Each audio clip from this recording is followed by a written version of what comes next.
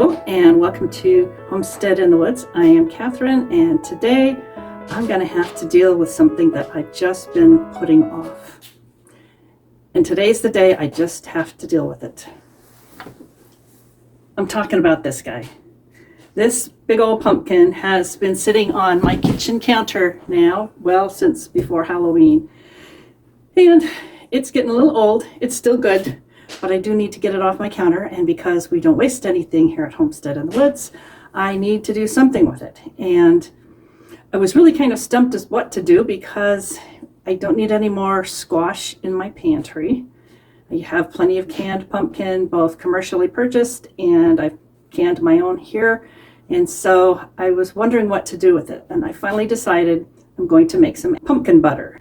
And not only am I going to make the pumpkin butter, I'm going to actually can pumpkin butter. Now, I know in a lot of the canning books, it says that you don't can pureed type things, but when you think about it, if you can can applesauce, how is it that you cannot can pumpkin butter? So I'm going to do that. Now, am I recommending that you do it? No, because you have to do what you feel is safe for yourself and your family, and do what the authorities on home canning say is good and right to do. But for me, I'm going to use my noggin and can this in a way that I believe will be safe.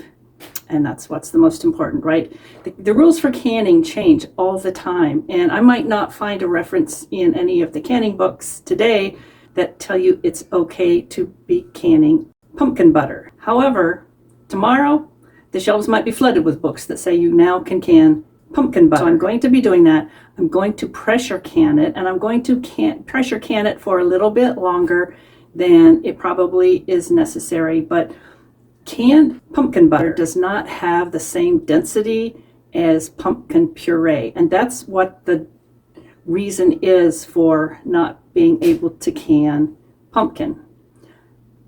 Pumpkin butter is just not as dense, so I think it can be done. I'm going to be doing it. I don't recommend it for you, but I'll show you what I'm doing, and you make your own decision. So with that, let's go get into the kitchen and start cutting this thing up. I am going to save the seeds because this pumpkin was sustainably grown, organic, and I definitely want the seeds. It has lasted quite a long time, and so that's the kind of thing that I want to have growing in my garden in, well, this year, this summer, is what I want to have growing in my garden. Something that grows well, is tasty, and lasts a long time in storage. So I've got the seeds and some of the strings removed here. And now I'm just going to start scraping out the little stringy bits. And we'll further get it cut up and then onto the sheet pans over here. But I thought I would try this. Usually I use a tablespoon for scooping this out, but I saw on another YouTube that someone suggested using a used, well, it doesn't have to be used, I guess, but a canning lid for scraping this out. So I thought I would give it a try and see how that goes. This is a used one. And it was used for just a water bath canning project. So this is the larger wide mouth type, and I'm gonna see if that or the regular works any better than the other.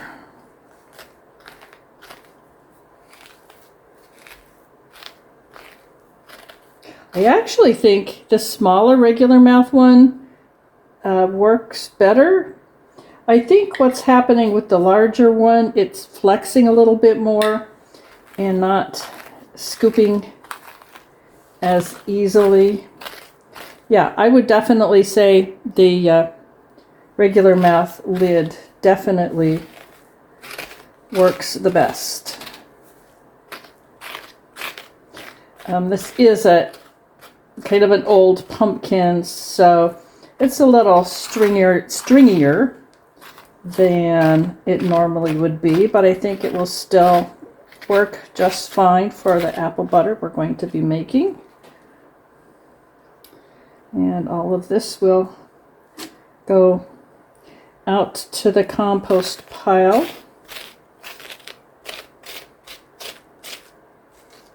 Okay, that looks pretty good.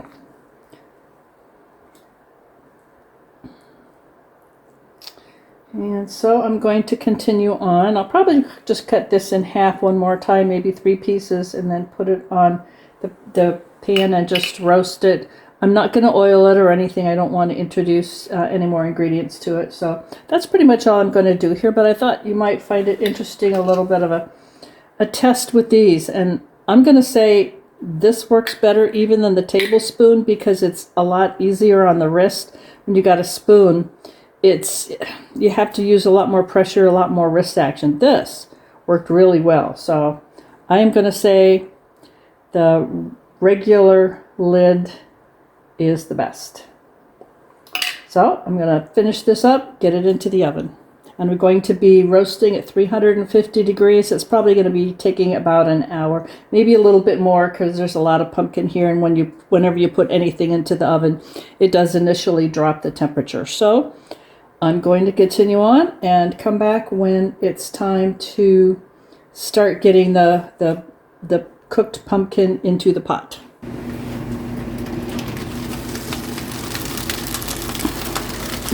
So I was by myself kind of cleaning up the counter and I heard this crackling sound, and so I looked in here and it's definitely making kind of a crackling noise, the pumpkin that's in there to roast. And at first I thought, oh, did I put it on broil by mistake? But no, it's sitting at 350, so I'll just kind of watch it. I'm thinking it's just some of the moisture is sizzling out of there, but anyway, I thought that was interesting and thought I'd point it out to you just in case you encounter the same thing.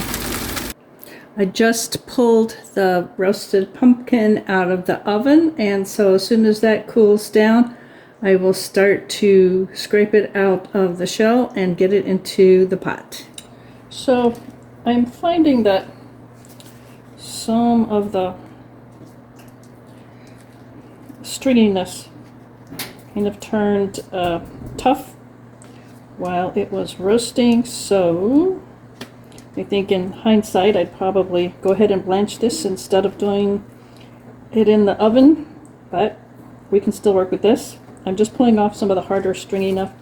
It looks a whole lot like spaghetti squash, and it almost even separates like spaghetti squash, but it is still separating into nice chunks that go into the pot. Get a little outside peel off of there. So I'm going to clean all of these, get it into the pot, and then we'll go on to the next step. Well, I'm all done getting the meat out of that pumpkin, and as you can see, this is a good sized stock pot, and we've got quite a bit here to work with. So I'm going to go collect my spices and sugar and come back, and we're going to get to cooking this down. All right, we've got quite a bit. I would say we probably have about 12 cups of cooked pumpkin in here, so this is not going to be an exact recipe. I'm going to get started with putting the ingredients in and then adjust as we go. So here we are. I'm going with 2 cups of sugar. This is an organic sugar. It is not a bleached sugar. I try to avoid bleached sugar when I can. And where'd my brown sugar go? Oh, it's behind me. Okay, and I'm going to go with 2 cups of brown sugar, and I'm just going to pack it down as best I can this way. There's 1.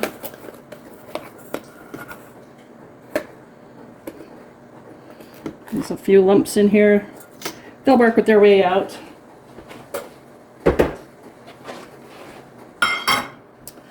And I'm going to go with about 1 teaspoon of salt, and that's just going to help the other flavors be more pronounced. If you don't want to use the salt, you don't have to.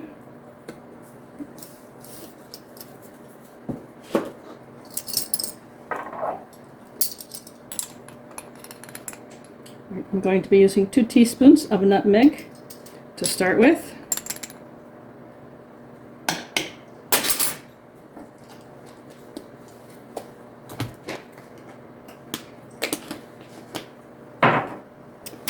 And 2 teaspoons of cloves to start with.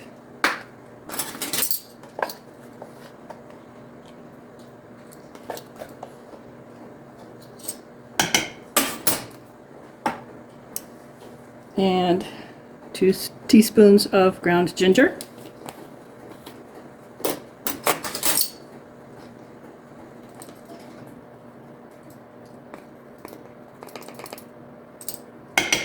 You want it to taste like pumpkin pie in a jar, right? Absolutely. That is the goal. And then I'm going to be using 2 tablespoons of cinnamon. No, I'm going to make that 3 because there is a lot of pumpkin puree in here.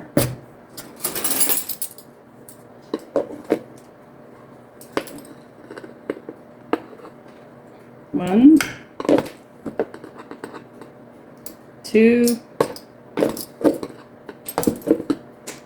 and 3.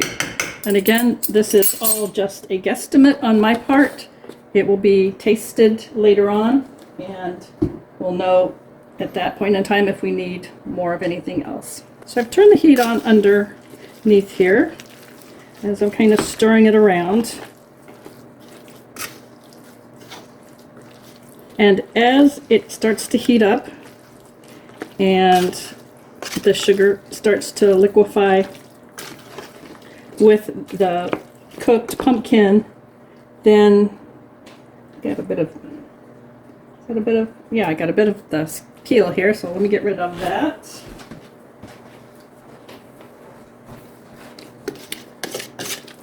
So as it's heating up, I will see if we need to add any water to it, because what we don't want is to have it burning.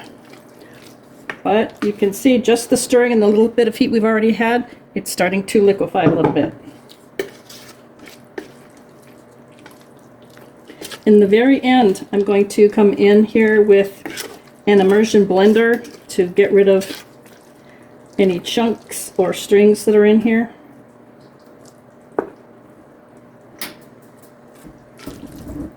So I'm just going to be stirring it and watching it as it's heating.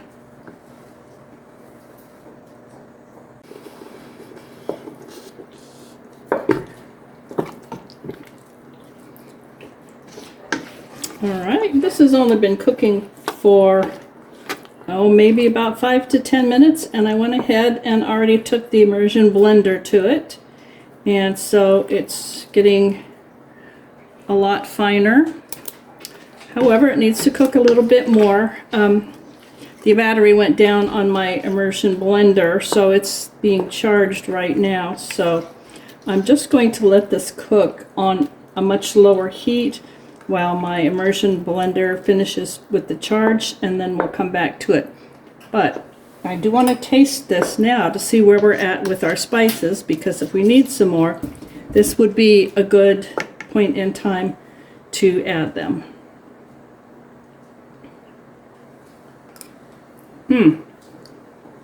That tastes exactly like pumpkin pie. It's delicious. I like the consistency of it. We just need to cook it down a little bit more. So I will keep cooking it, and we'll come back here pretty soon when it's time to can. Okay, the pumpkin butter is 100% done. Let me give you a little close-up of it here. Once my immersion blender got all recharged again, I took it down in here, and it is nice and smooth. One final taste just to make sure our flavors are good.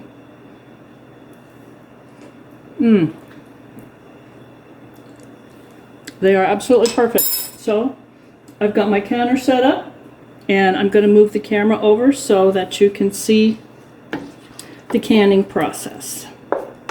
As you can see, I've got the jars in the canner all ready to go, and they're hot.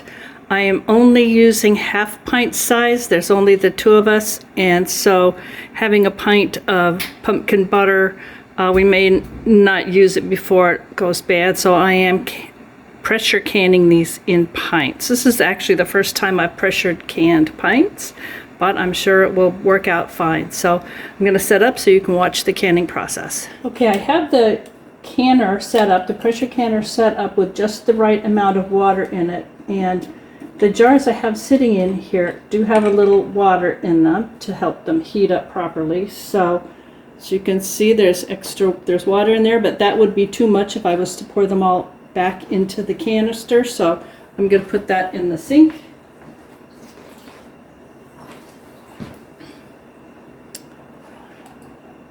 So we've got nice hot jars. I'm going to be putting in hot pumpkin butter. Normally I use a ladle, but this is so thick I thought this large serving spoon would do the job a little bit better.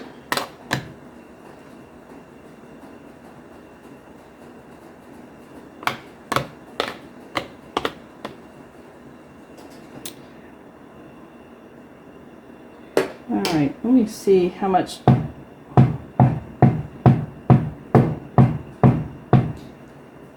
Okay, so that's about a ½ inch. I'm going to take some of that out.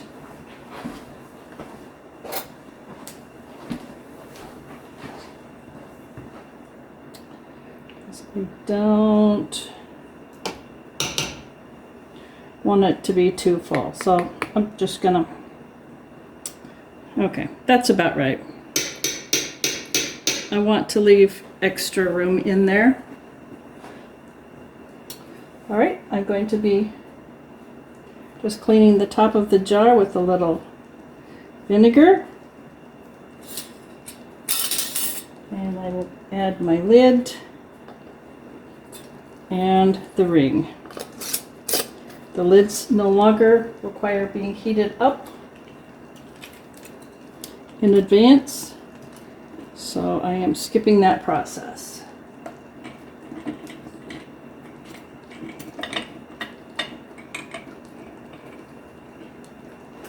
Again, emptying the water out.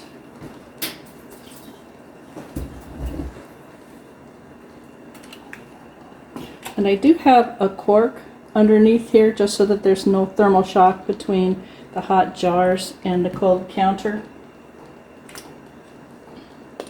I've got the heat on under here, and so that makes this spoon a little hot.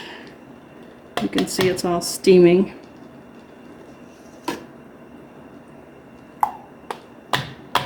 So I've got 12 half-pint jars in my pressure canner right now.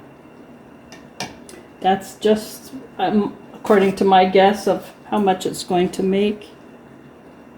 Now I've made it too full again. Apparently, I better keep this spoon close by because apparently I'm going to need it. So I'm just going to use a bamboo skewer to make sure there's no bubbles in there. That would not be good.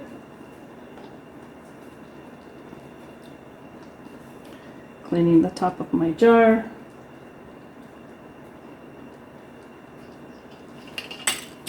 Clean lid.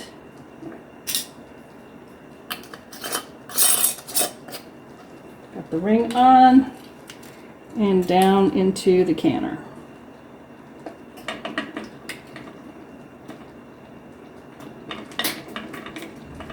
So I'm going to finish this up off camera, and then I'll come back when it's time to get the pressure canner up to pressure. Okay, I have 17 half pints in my pressure canner, and I've got the lid on it. I know you can probably hear a game going on in the background there, but I am now going to wait until we get a good hard stream of steam coming out of here. I don't know if you can see, it's actually starting to do it right now. So when it is a good hard steady stream of steam, I will start timing for 10 minutes, And as soon as that 10 minutes comes up, then I will be attaching this 10-pound weight to it. And when that's all done, I will be back and show you what the finished product looks like. I am going to be processing these half pints for 45 minutes. And the reason I am doing that is because this is a fairly dense product. It's really not more dense than applesauce, but there are no recommendations for this process, so that's why I am being very careful to make sure that it's done properly. I will see when it's all done. Okay, you can still hear the football game in the background, but the pressure canner has finished, so I'm going to take the top off of it and put it aside. Oh my goodness, you can see the steam coming off. So I'm going to leave everything in there for about 5 minutes at least, and then I will take it out and we'll see how we did. Okay, our pumpkin butter is done. You can still see some air bubbles in there, and those do occasionally just show up even when you've stirred everything really well. But here we go. And I'm not seeing any of the jars so far that didn't seal, so I'm hoping we are good. I'm going to finish emptying this out, and if there's anything unusual when I take this down to the next level, I will let you know. Okay, I am going to note that there is some stickiness in at least the first level, which indicates there was a little bit of siphoning, but we'll see what is looking like down on the lower level.